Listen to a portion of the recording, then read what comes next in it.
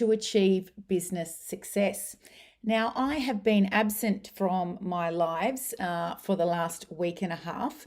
And the reason for that is because I was getting my new book finished. So we are just about to release out to the world my new book, which is called Poor to Profit, an auto repair shop owner's guide to financial success. And what I want to talk to you about today is the 3 ways that you can improve your cash flow by making a couple of simple tweaks, which actually comes from my new book. Now, we're going to go through that in a second, but what I really want you to do today is to stick with me to the end of this video, because I'm actually going to tell you how you can get your hands on my new book, Poor to Profit, for free. So as members of your Profitable Auto Repair Shop Facebook group, you're already in the right place, but you need to watch the video right to the end so you can get my instruction on how you can get it for free. But today, right now, hello there, Ruth. Great to see you on here. For now, let's talk about 3 ways that you can quite simply free up poor cash flow in your auto repair shop. So things might be feeling tight cash flow wise for you month on month. And this is something that is, unfortunately, while it's not ideal, it is common inside our industry, and we speak to many shop owners who find that things are tight at the end of every month when it comes time to pay the accounts, and there's a hole somewhere and they're not quite sure how the hole got there excuse me, or how to close it. So what we're going to discuss right now is just simple ways, things where you don't have to take massive action, but we can at least get moving. Good afternoon, James, or good morning where you are in Perth. So the first thing that we want you to do is to literally, after this video finishes, hop up, walk out to the workshop floor and have a look around where you are keeping stock. So there's a tendency for shop owners to buy in more than they could ever realistically need in a certain period of time to on-sell to customers. Now, if you're in a rural area, even some regional areas, then yes, it is quite important that you keep stock of your most popular things.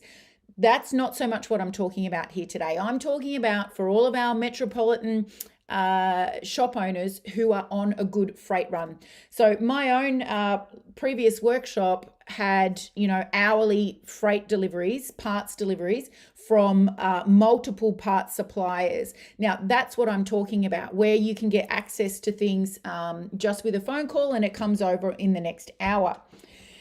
If you are carrying thousands of dollars worth of stock in those high consumable products, but you're on a good freight run, then you are actually doing yourself out of money that could be flowing through your business right now. You could be actually using that money to pay down overdue supplier bills, to be putting money into other areas of the business where it's sorely needed, instead of sitting on a shelf gathering dust, and you could have just ordered it and it would have been over with the delivery in an hour's time. What happens is shop owners get caught in a negative cash flow cycle.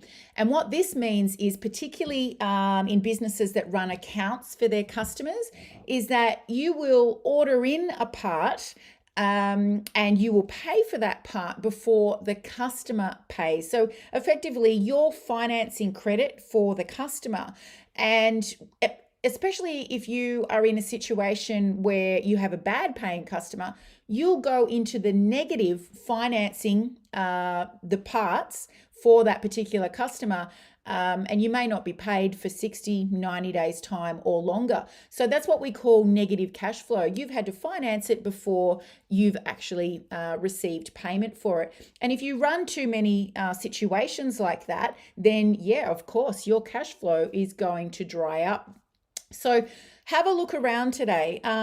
If you're a tire retailer in particular, and maybe you only do it as a convenience thing for your customers so that they can have everything done all in the one go.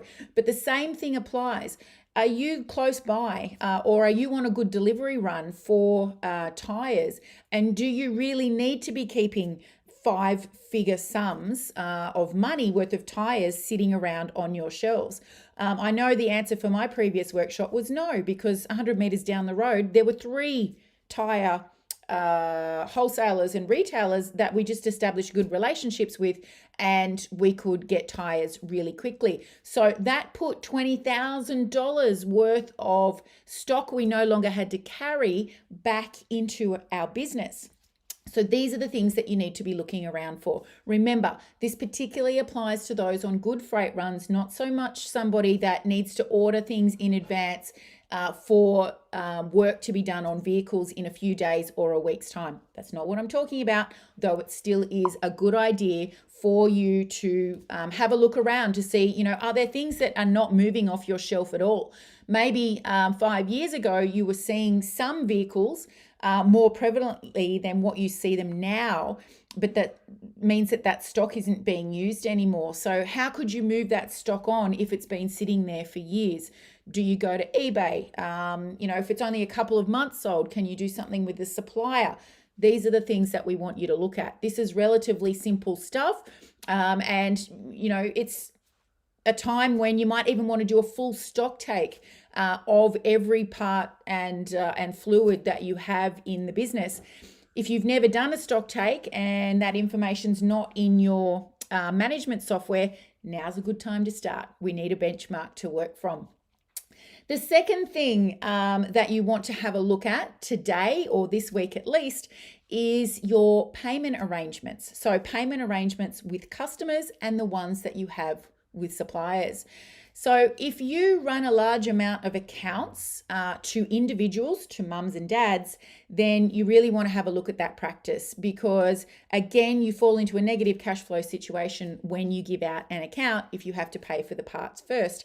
And these days, most mums and dads, most small business owners understand that it's a pay on the day situation. So if the mere fact of me saying this to you is making you feel a bit queasy in the stomach, that you might ask your customers to pay on the day, I'm going to ask you to really lean into that fear, because the cash flow that you dream of is on the other side of that fear. And if somebody is going to use you for credit because they don't want to pay up front and they're a continual poor payer, it's not actually the kind of customer that you want. The effort that goes into chasing poor payers isn't worth the financial reward that the invoice generated to begin with. So if you've got a high percentage of your weekly revenue that goes to accounts, then I really want you to look at this, moving to pay on the day. It is accepted practice. It is best practice. Don't be the credit card for your customers just because that's the way that it has always been done. Now, there's going to be exceptions. Fleet companies don't like paying on the day, but I haven't come across too many of you that have a predominantly fleet business. There are a couple of you, but most of you that are in, general to the public repair of any kind would be in a position where you can be paid on the day, and that is obviously best for cash flow. On the supplier side, and many of our Australia and New Zealand auto repair shop owners will know the benefits of being with Capricorn and having access to 30-day end of month accounts. If you are in Australia and New Zealand and you don't know the benefit of Capricorn, then I highly recommend that you check it out, because it is a wonderful cash flow tool. So having 30-day end of month accounts for you to pay is ideal. You paying cash on the day for things, even if it is slightly cheaper, is not ideal if it's a big repair job and you go in the hole before receiving any money from the customer. And if you do that repeatedly because you don't like having accounts, or you've been in trouble with accounts previously, you're going to find that cash flow is going to be tight until you come up with a different mindset around this. So you might have 30-day accounts where you have to pay the bill 30 days from the date that you bought it.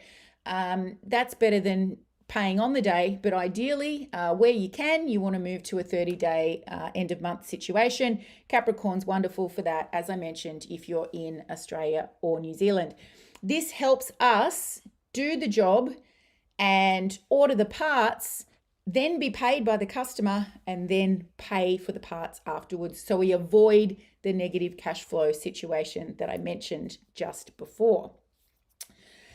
The third way that I want you to have a look at reducing your cash flow hassles is to look into how much overtime you are paying your team.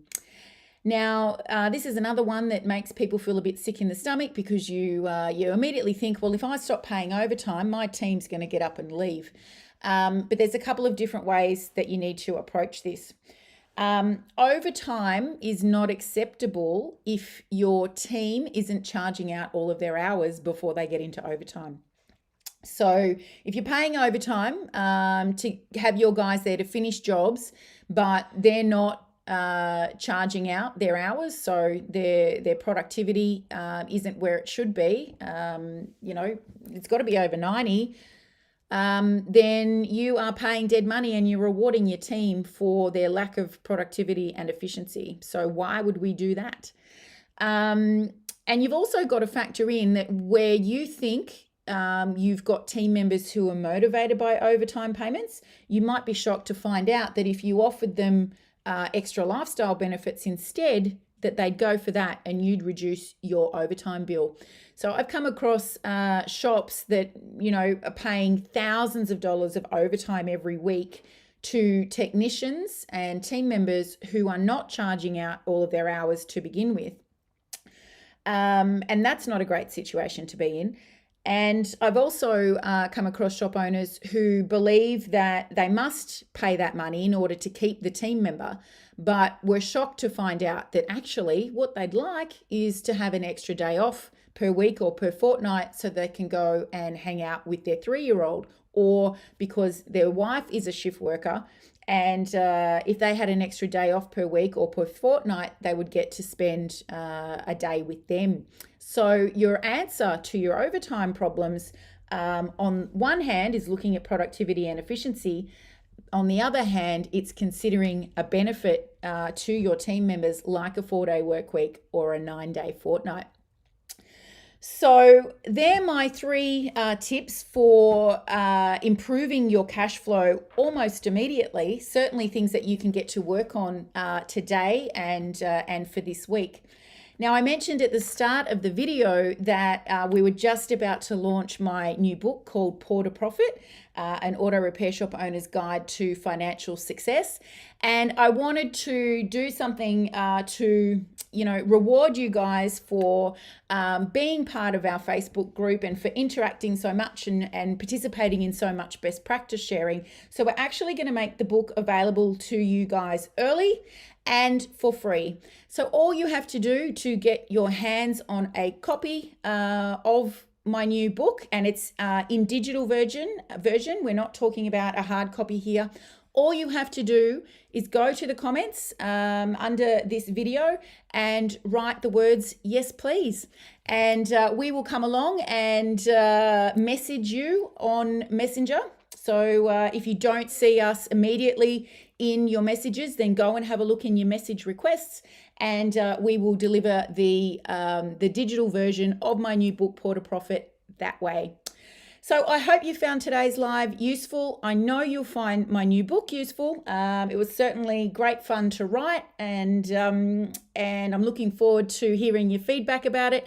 If you want your own copy now and for free before anybody else in the industry, just comment yes please below. And we will see you again for another live. Have a good one, guys.